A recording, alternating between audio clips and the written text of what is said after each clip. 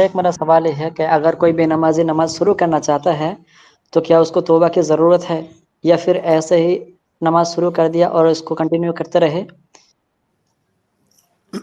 دیکھیے، اگر کوئی مسلمان بہت دنوں سے نماز نہیں پڑھ رہا تھا تو بہت بڑے گناہ کا وہ ارتکاب کر رہا تھا، بلکہ بہت سارے علماء کے نزدیک تو مسلمان ہی نہیں رہ گیا تھا، دائرہ اسلام سے خارج ہو گیا تھا۔ یہ بھی ایک قول ہے بہت سارے علماء کا، اور یہ بہت قوی قول ہے، اس کی بہت قوی دلیلیں موجود ہیں۔ تو اگر کوئی آدمی ایسا کر رہا تھا اور اب اللہ رب العالمین کا خوف آیا ہے اس کے دل میں، تو سب سے پہلے وہ توبہ کر لے، اور توبہ کرنے میں اس کو زیادہ کچھ بھی نہیں کرنا ہے۔ توبہ کی جو شرطیں ہیں، بنیادی شرطیں، وہ شرطیں پائی جانی چاہیے۔ اگر وہ سچے دل سے توبہ کرتا ہے تو اللہ رب العالمین معاف کرنے والا ہے۔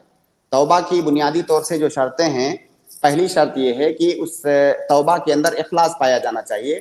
ایسا نہ ہو کہ وہ توبہ کسی دنیاوی مقصد سے کر رہا ہو، مکمل طور سے اللہ کے خوف سے، اللہ کو راضی کرنے کے لیے وہ توبہ کر رہا ہے۔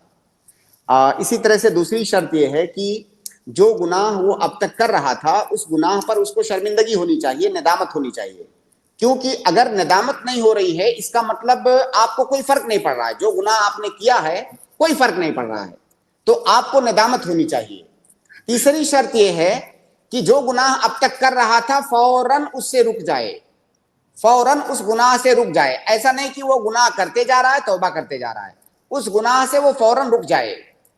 چوتھی شرط یہ ہے کہ مستقبل میں اس گناہ کو دوبارہ نہ کرنے کا مکمل عزم ہو، عزم مصمم ہو کہ اب یہ گناہ میں مستقبل میں نہیں کروں گا، وہ مکمل اس کا ارادہ کرے۔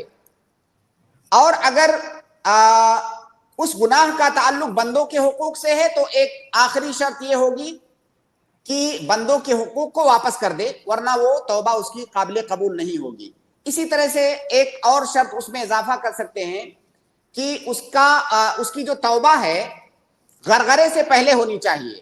غرغرہ یعنی موت کی حالت، آخری حالت، کیونکہ جب غرغرے کی حالت میں انسان جاتا ہے تو بہت ساری جو غیب کی چیزیں ہیں وہ دیکھ لیتا ہے، اس کے سامنے سب کچھ واضح ہو جاتا ہے۔ ان اللہ یقبل توبۃ العبد ما لم یغرغر، اس طرح کے الفاظ ہیں حدیث کے۔ جب تک وہ جانکنی کی حالت میں نہ ہو تب تک اس کی توبہ قبول ہوتی ہے۔ تو جانکنی کی حالت میں جانے سے پہلے ایک دوسری حدیث میں ہے کہ جب تک سورج مغرب سے طلوع نہ ہو جائے، مغرب سے طلوع ہونے کا مطلب قیامت آ گئی، تو اس سے پہلے وہ توبہ کر لے۔ تو ان شرطوں کے ساتھ اگر کوئی بندہ توبہ کرتا ہے تو اللہ تعالیٰ اس کی توبہ کو قبول کرے گا۔ تو اسے چاہیے کہ جو گناہ اس نے اب تک کیا ہے نماز چھوڑ کر کے اس پر توبہ کرے اور آگے وہ نماز کنٹینیو کرے۔ اگر نماز کنٹینیو کر رہے ہیں لیکن کبھی کبھار نماز چھوٹ جائے تو ایسی حالت میں کیا کریں؟ کیوں چھوٹ جائے نماز، یہ بتا دیجیے۔ کبھی پڑھ رہا ہے، کبھی اس کو جو ہے لیزی ہو گیا یا پھر کام کرتے تھک گیا، سو گیا، گناہ ہے، گناہ ہے، ایسے جائز نہیں ہے۔ ایسے لوگوں کے لیے میں نے ابھی ذکر کیا نا کہ علماء کی ایک بڑی جماعت نے ایسے لوگوں کو دائرہ اسلام سے خارج مانا ہے کہ اگر کوئی آدمی جان بوجھ کر کے نماز چھوڑتا ہے تو مسلمان نہیں رہ گیا۔ بڑی جماعت کا یہ ماننا ہے۔ میں یہ ذکر نہیں کر رہا ہوں کہ اس پر اتفاق ہے علماء کا یا صحیح موقف کیا ہے، میں اس میں جائے بغیر یہ بتا رہا ہوں کہ علماء کی بڑی جماعت کا یہ ماننا ہے کہ وہ دائرہ اسلام سے خارج ہو گیا۔ تو آپ اس آدمی سے پوچھئے کہ کیا وہ ایسا کام کرنا چاہے گا؟ کیوں نماز چھوٹ جائے بھائی؟